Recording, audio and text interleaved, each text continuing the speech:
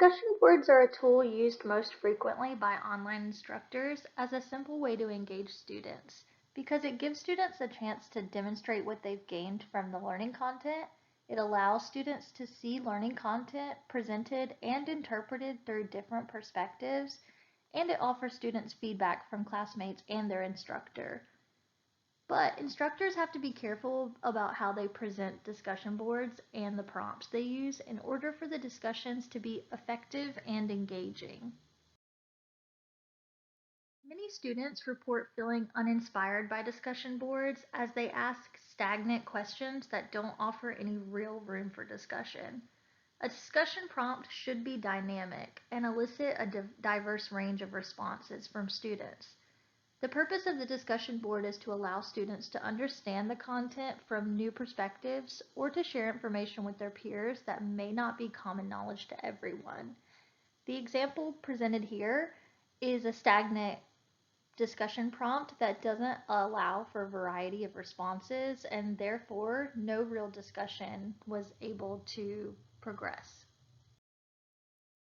This is an example of a discussion prompt that encourages students to share tools with one another that might be useful.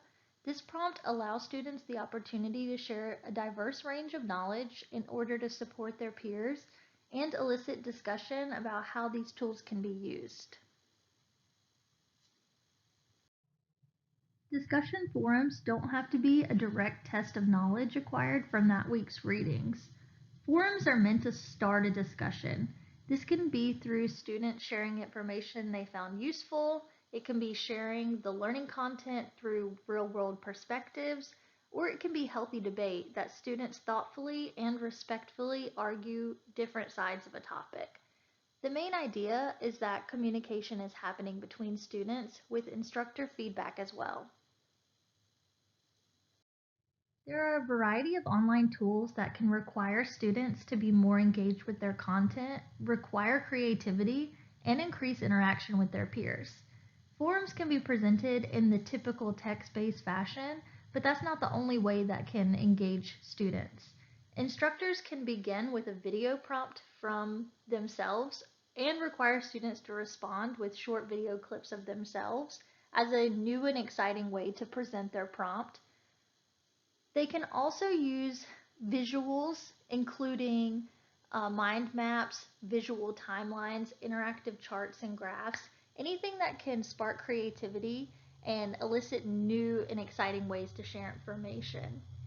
Using a combination of discussion formats will keep students engaged in their content and reduce the chance of burnout, as it allows students to show more of their personality and creativity, and it increases their motivation to participate. The goal is to encourage students to interact with one another, but some instructor interference is necessary. The instructor should set strict guidelines on how students can and should interact in the forums. Discussions should be positive. Students can offer critiques and question one another to stimulate critical thinking, but no student should feel attacked or uncomfortable sharing on the discussion boards. The instructor should also offer some feedback. Students want to know if they're interpreting content correctly and progressing in their course. Instructor feedback can quickly show students that their thoughts and comments are valid and on the right track.